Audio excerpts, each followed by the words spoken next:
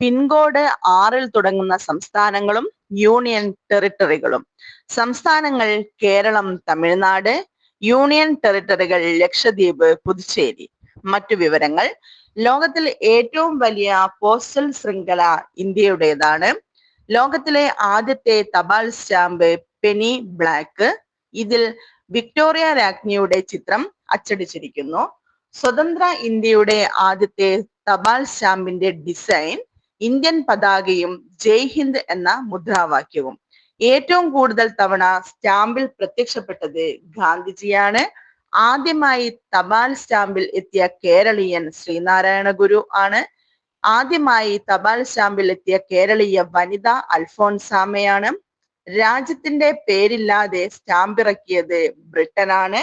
Stamp ശേഖരണത്തെ philately എന്ന് പറയുന്നു. ആദ്യമായി സ്റ്റാമ്പ് ഇറക്കിയ ഏഷ്യൻ രാജ്യം ഇന്ത്യയാണ്.